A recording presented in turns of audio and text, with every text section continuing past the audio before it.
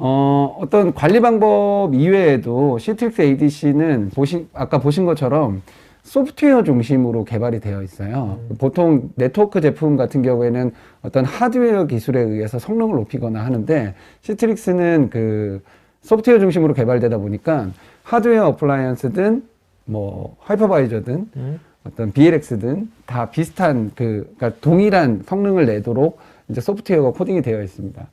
올해 1월 달에 톨리그룹에서 어떤 그 하이퍼바이저 기반 혹은 컨테이너 기반의 ADC에 대한 성능 측정을 한 레포트가 보고됐는데요.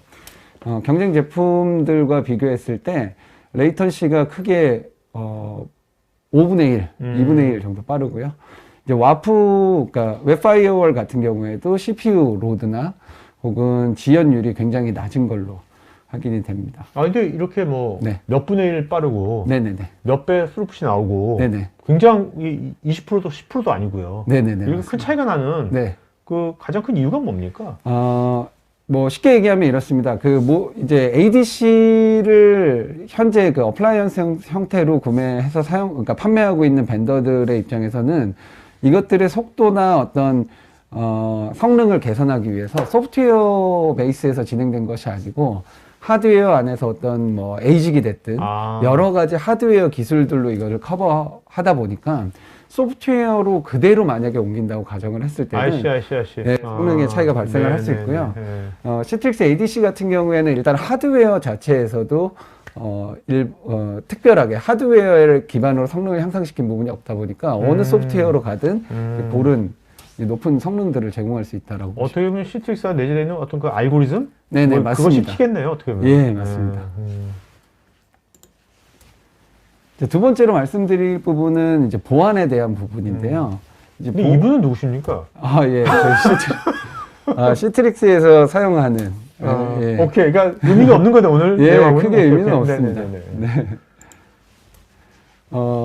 여기 이제 보이시는 것처럼 우리는 어플리케이션과 API 경제 속에 살고 있다. 이거는 저는 이제 굉장히 공감하고 있는 부분이에요. 이제 저희 생활에 이제 어플리케이션이 없다라고 하면 굉장히 암울해질 것 같고요.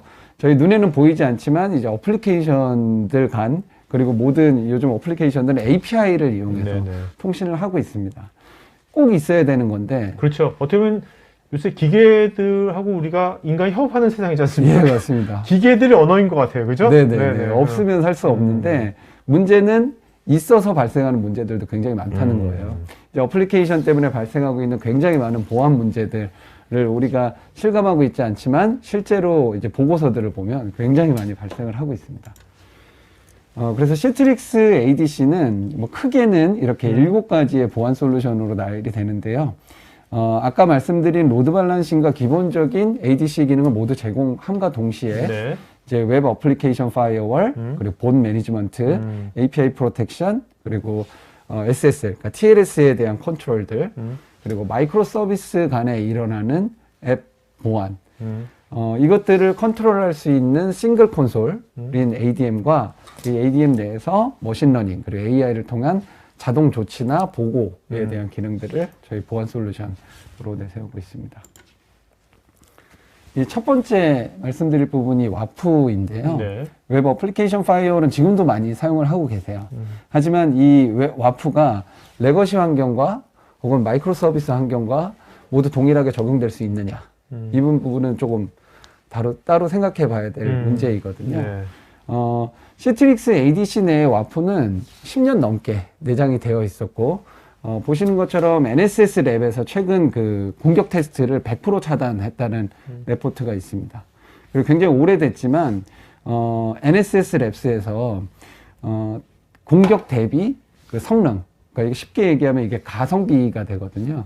같은 가격에서 얼마나 많은 공격을 막아내느냐의 테스트는 수년간 항상 가성비가 독보적인 1위였고요. 보안성을 갖추다 보니까 그 PCI DSS 규격을 준수해야 되는 고객사들에서 앞으로 사용을 하고 있습니다. 알려진 그 공격은 당연히 차단이 가능하고요. 이제 학습에 의한 다이나믹한 차단도 가능하기 때문에 하이브리드 시큐리티 기능을 제공하고 있고요. 시트릭스 ADC 내부에 내장되어 있기 때문에 항상 어플리케이션 앞에 따라갈 수 있게끔. 그러면 이게 시트릭스 ADC 안에 와프가 있는 거지 않습니까? 예, 맞습니다. 그러면 그 기업 입장에서는 네. 다른 와프를 네네. 다른 웹방화벽을 사용할 필요가 없는 겁니까? 그렇죠. 이게 와프의 그 일반적인 다른 와프와 동일한 기능을 제공하기 때문에 중복해서 장비를 추가로 설치할 필요는 없고요. ADC를 사용하면서 와프 기능을 동시에 사용하신다고 네네. 보시면 돼요. 그리고 여러 군데 배포되어 있는 이 와프들이 아까 말씀드린 통합 솔루션인 ADM으로 정보를 수집해서 어떤 보안 취약점들이 지금 실시간으로 일어나고 있는지 싱글 패널로 확인할 수 있게끔 기능을 네네. 제공하고 있습니다. 이것이 그러면 애플 현단이라면 이게 그 보통 이제 방화벽이라 하면 네네. 그 외부에서 네. 내부로는 트래픽을 이제 보통 방어하는데 네네네. 얘는 그러면 이 이스트 웨스트 네네. 이 내부 안에 그것도 얘가 그 뭐야 매니지를 하고 모니터링 하는 겁니까? 맞습니다. 그 만약 클라우드 네이티브 환경 내에서 네. 이스트 웨스트 트래픽을 위한 CPX들이 배포되어 있다면은 이 안에서의 그 웹방화벽 기능들을 함께 제공한다고 보시면 다음은 봇 공격입니다. 이제 봇 공격도 요즘에는 굉장히 많이 화두가 되고 있는데 옛날에는 이 자동화된 봇들이 그냥 트래픽을 유발한다. 그래서 우리의 인프라 자원을 소비시킨다라는 정도의 인식들만 갖고 있었어요. 근데 최근에는 이 봇을 이용한 공격들이 굉장히 많이 발생을 하다 보니까 이 봇 트래픽에 대한 심각성을 느끼고 네. 이 봇을 매니지먼트하는 솔루션들을 도입하기 시작했습니다. 그래서 이 봇이 좋은 봇인지 그리고 악성 봇인지를 판단할 수 있도록 화이트 블랙리스트가 필요하고요. 지역이나 IP에 대한 DB들을 연동해야 됩니다. 그리고 시트릭스 ADC는 3,500개 이상의 봇 시그니처들이 있고요. 이것들을 오탐을 막기 위해서 이제 캡처라든지 혹은 리다이렉트를 통해서 일단 격리시켜서 이게 정상적인 봇인지들을 이제 감지할 수 있도록 여러 가지 솔루션들을 제공하고 있습니다. 그리고 이 봇 매니지먼트도 와프와 마찬가지로 시트릭스 ADC 내에 와프와 함께 네. 내장되어 있는 기능이라고 보시면 돼요. 다음은 아까 앞서 말씀드렸던 API 프로텍션입니다. 이 API를 통한 여러 가지 문제들도 발생을 하고 있거든요. 무분별한 API라든지 인증을 거치지 않는 API에 의해서 어떤 침해 사고들이 발생을 할 수 있기 때문에 와프와 봇 매니지먼트와 함께 이제 ADC에서 API 프로텍션 기능도 동시에 제공을 하고 있습니다.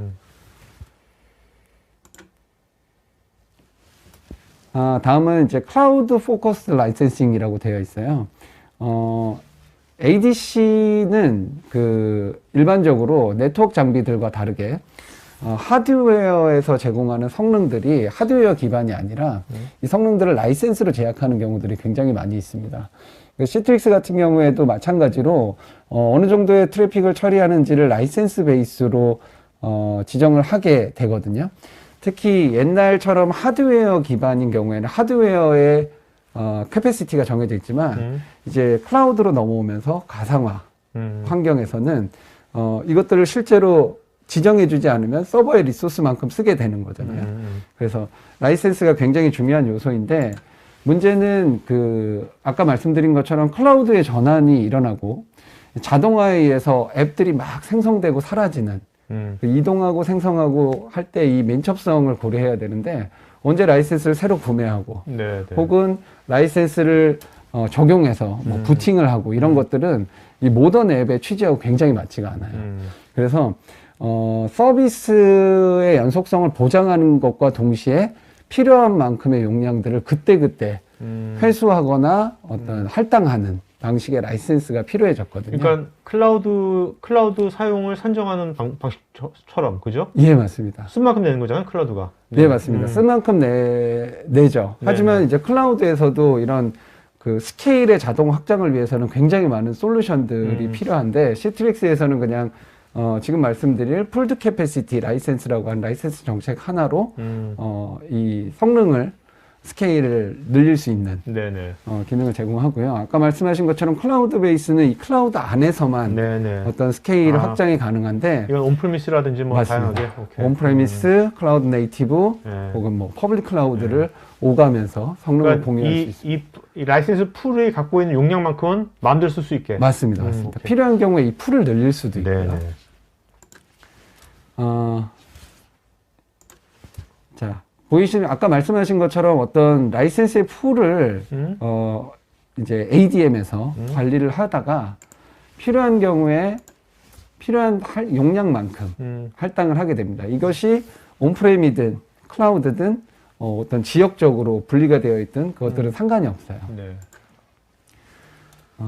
가장 대표적으로 필요한 부분들이 온프레미스 하드웨어에 있는 성능을 클라우드로 옮겨가는 데 있어서 일반적으로는 이 온프레미스에 필요한 장비와 라이센스는 별도로 구매하고 클라우드로 어플리케이션이 이전하면 그만큼의 용량을 클라우드에서 구매해야 되는 문제점들이 있었거든요.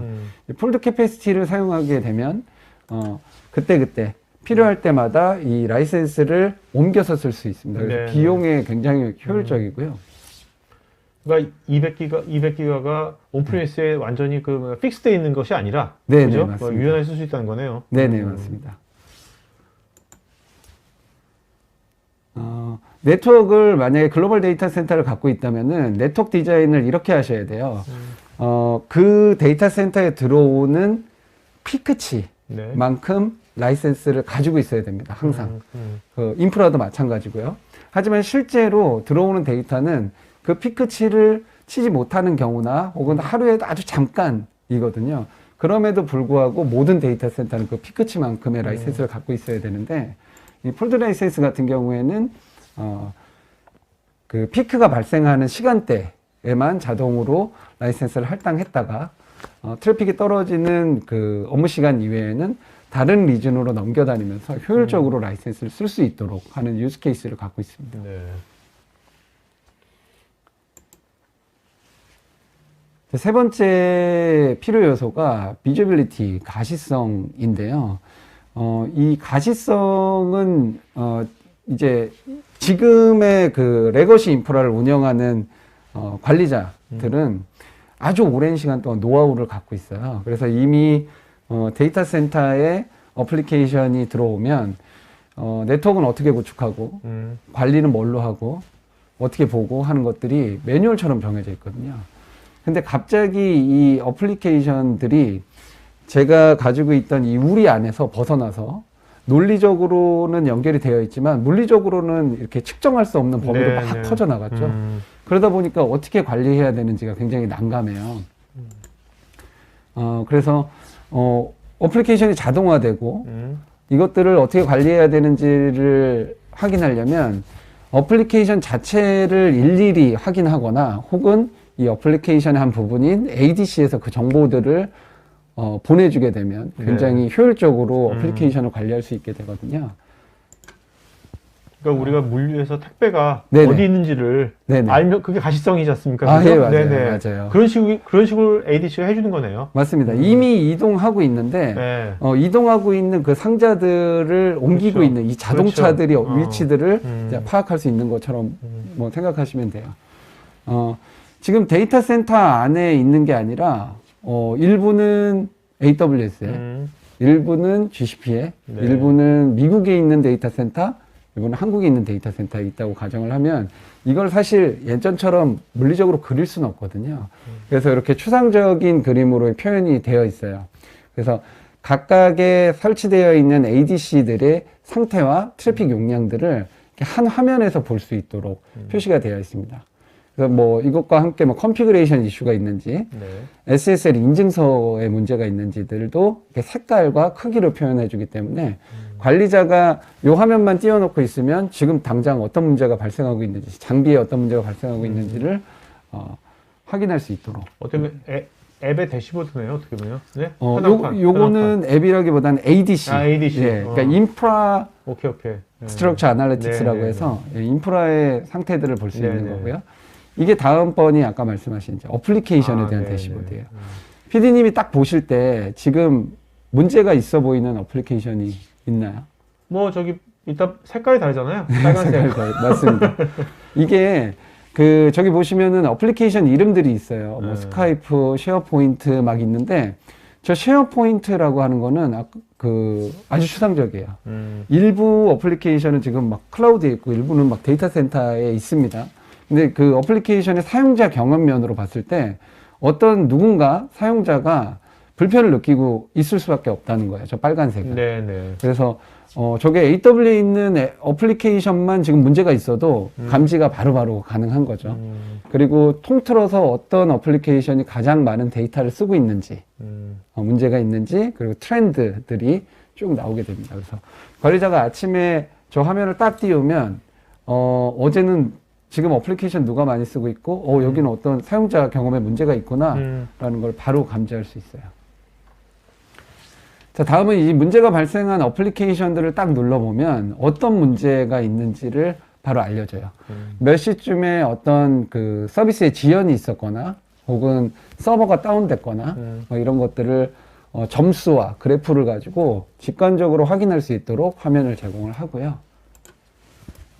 구간별로 발생한 지연율들을 보여줍니다. 보이시는 것처럼 클라이언트 사이드, 그리고 ADC 자체의 프로세싱이 느렸었는지, 서버가 느렸었는지, 이런 것들을 이제 구간별로 나눠서 보여주게 되고요.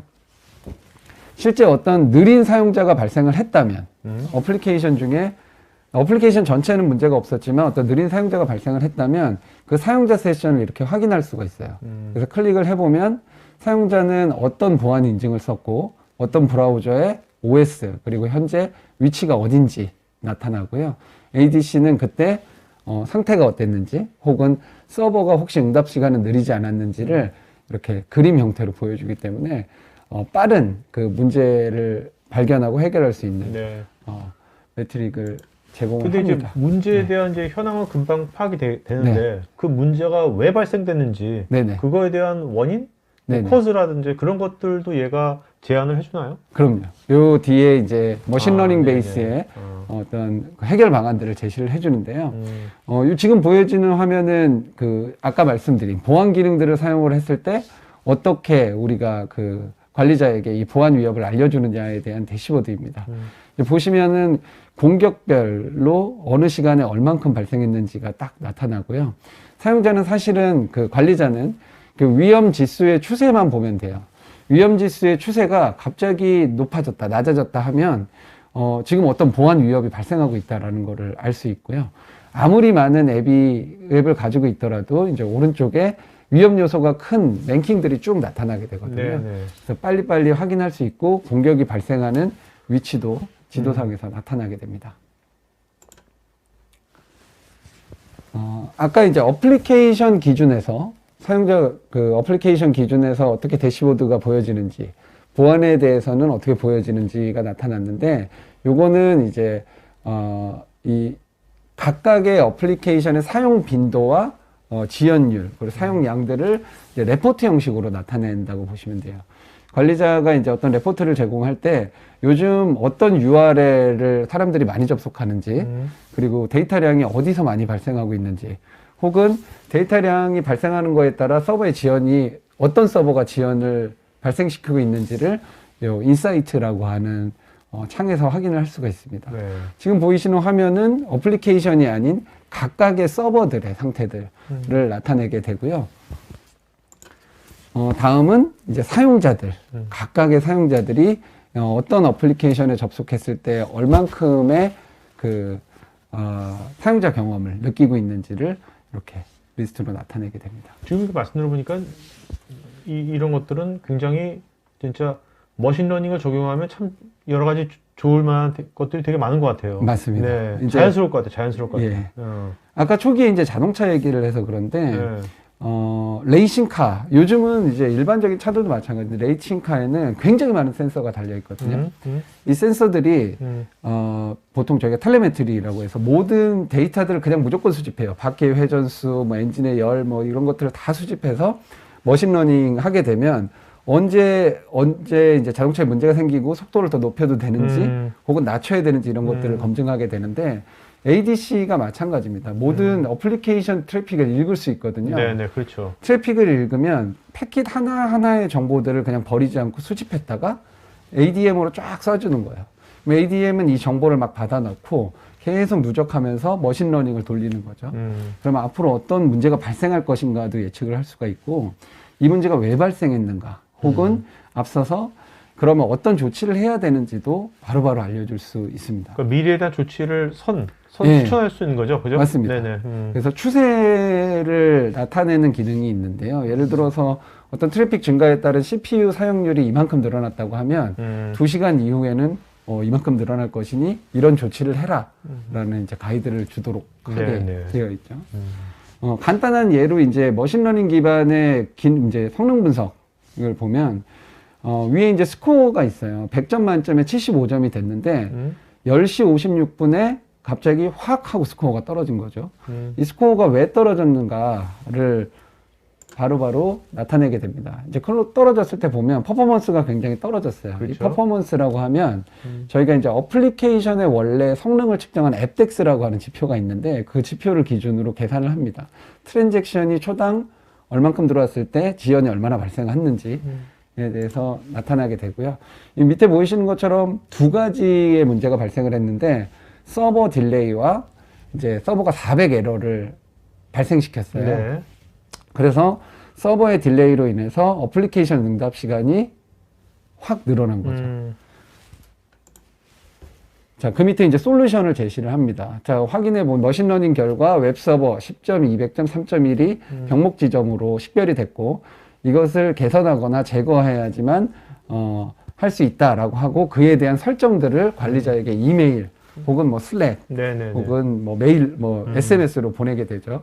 관리자는 이에 대한 조치를 바로 취할 수 있고요. 혹은 자동으로 취하게 만들 수 있고 취해지면서 바로 사용자 경험이 올라가는 문제 해결 방식을 볼 수 있습니다. 이거 현재 이렇게 구현이 되고 있는 거죠? 아, 그럼요. 네. 뭐 아까 말씀드린 것처럼 이것보다도 이제 훨씬 더 그러니까요. 복잡하게끔 동작을 하지만 이제 쉽게 설명드려서 네네네. 이런 예를 보여드릴 수 있어요. 5번째 필요 요소가 빠져서는 안 되는 이제 자동화라는 요소입니다. 자동화는 이제 모든 산업군에서 이제는 뭐 필수 요소인데 이 모던 앱도 마찬가지예요. 굉장히 빠른 변화, 민첩성과 어떤 오류를 없애기 위해서는 이제 자동화가 필수 요소인데 멀티 클라우드 환경으로 가게 되면 실제로 굉장히 많은 고민거리, 아까 앞서 말씀드린 고민거리들이 생깁니다. 관리자가 관리해야 될 것도 너무 많고 중앙에서 어떤 일괄적인 배포들이 필요해지고요. 보안에 대한 문제, 뭐 컴플라이언스에 대한 문제들이 산재해 있습니다. 그래서 이제 시장에서 제시하는 자동화는 뭐 이런 한 4가지 정도의 이점이 있어요. 어떤 일괄적인 배포나 관리가 있어야 되고 확장을 할 수 있어야 되고 비즈니스에 빠르게 반응할 수 있어야 되고 자동화로 인한 비용 절감이 필요하다라는 게 이제 시장의 그 요구사항들, 자동화로 해결할 수 있는 방법들인데 사실 이제는 자동화로 하지 않으면 네. 점점 불가능해지는 것 같아요. 맞습니다. 네. 이제 자동화로 가게 되면 네. 그 모던 앱의 취지를 역행할 수 있어요. 그러니까요. 실수도 많아지고 놓치는 것도 많아질 테니까요. 요 그 하이브리드 멀티 클라우드 여정에서 ADC를 이용한 자동화 사례들이 꽤 많이 있습니다. 뭐 쉽게 얘기하면은 클라우드 환경에서 셀프 인프라를 구축할 수 있어요. 막 프로비저닝해서 네. 늘리고 줄이고 할 수 있고요.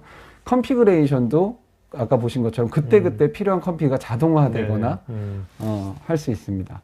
클라우드 네이티브 환경에서 이 CI/CD, 그러니까 어플리케이션을 테스트하고 배포하는 이 자동화와 연동해서 어플리케이션이 늘어나면 ADC가 그걸 인지해서 반응할 수 있도록 통합할 수 있고요.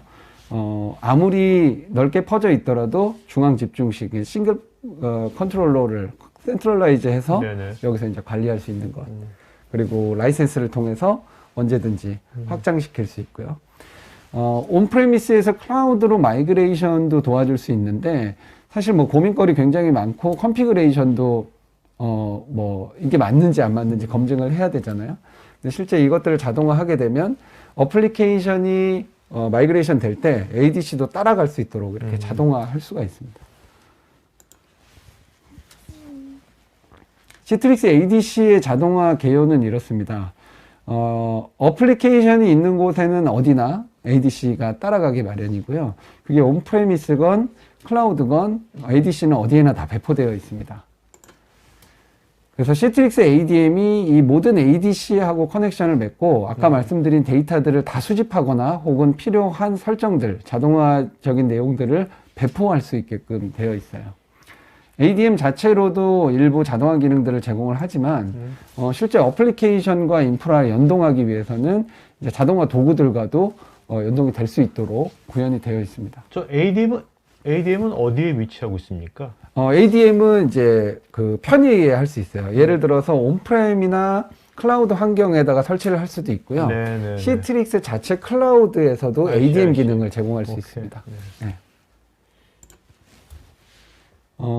자동화 플랫폼으로서 시트릭스 ADM이 제공할 수 있는 아주 기본적인 기능들인데 업그레이드 그리고 인증서에 대한 업데이트들이 있어요. 이 업그레이드가 이렇습니다. 갑자기 어떤 시장에서 보안 취약점이 발견됐어요.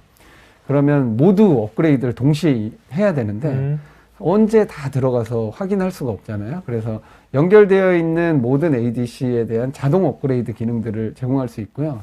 물론 업그레이드는 동시에 다 껐다 키는 게 아니라 보통 이중화되어 있잖아요. HA 프로세스에 맞춰서 서비스 단절 없이 업그레이드를 할 수 있도록 자동화할 수 있습니다. 그리고 뭐 프로비저닝, 그러니까 뭐 용량이 더 필요하거나 어플리케이션이 늘어났을 때 자동 프로비저닝이나 확장들을 제공을 하고요.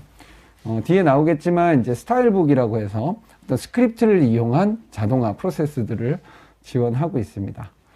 추가 기능으로는 뭐 IP를 할당하거나 IP 풀을 제공하면 필요한 IP를 할당하거나 아니면은 디테일한 규칙들을 정해놓으면 이 이벤트에 따라서 관리자들에게 어떤 정보를 슬랙이나 뭐 서비스나우 혹은 뭐 문자, 이메일 같은 것들로 제공할 수 있습니다.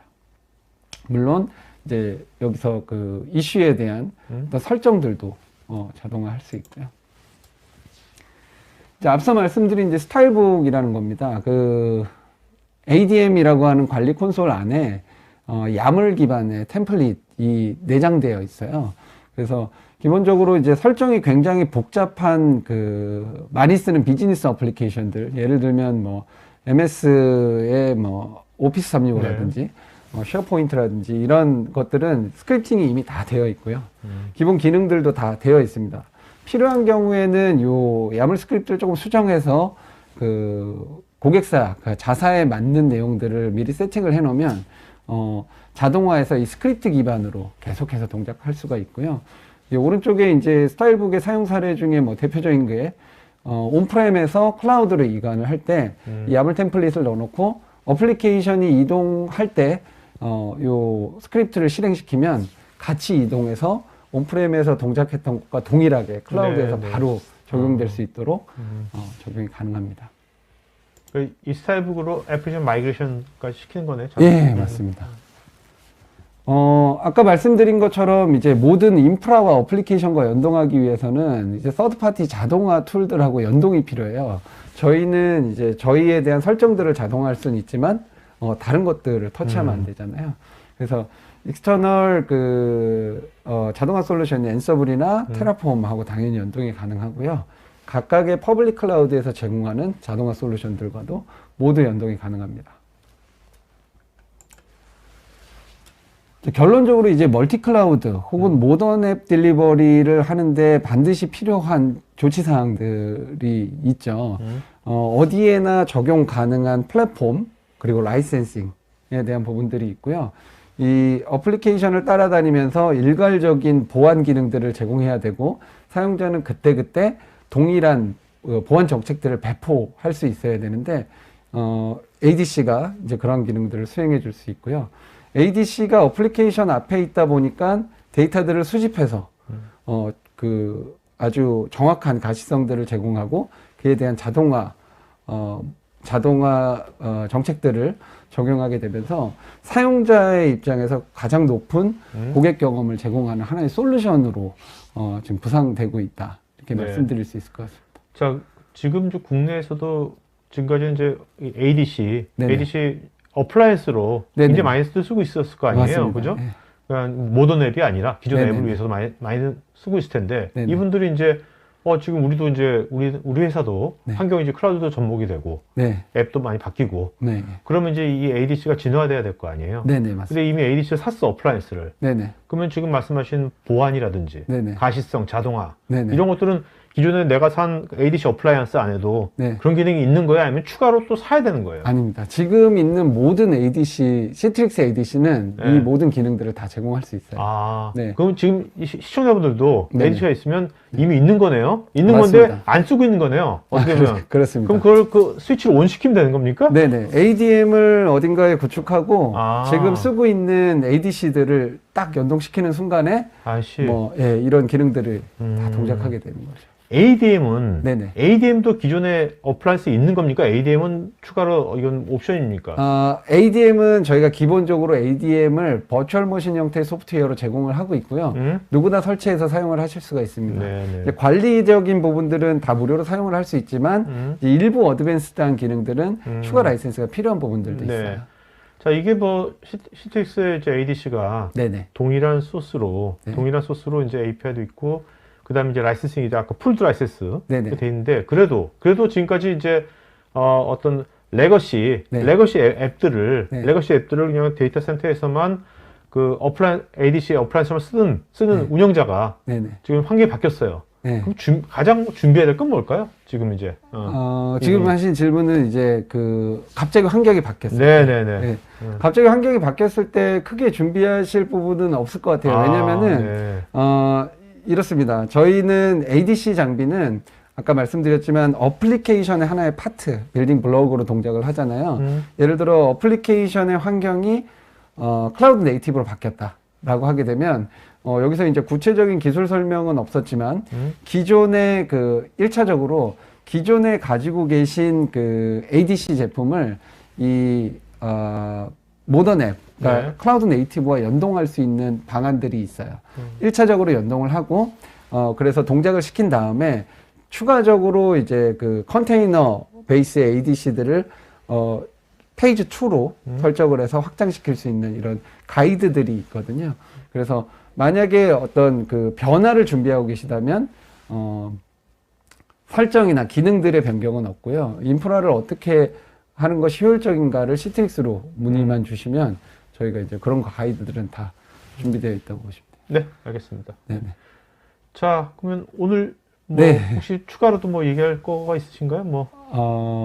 저희들과 같은 이 시장에서는 이 모던 앱 그리고 클라우드 네이티브가 굉장히 치열하게 바뀌고 있고 경쟁하고 있다라는 것들을 느끼실 수 있으실 텐데요.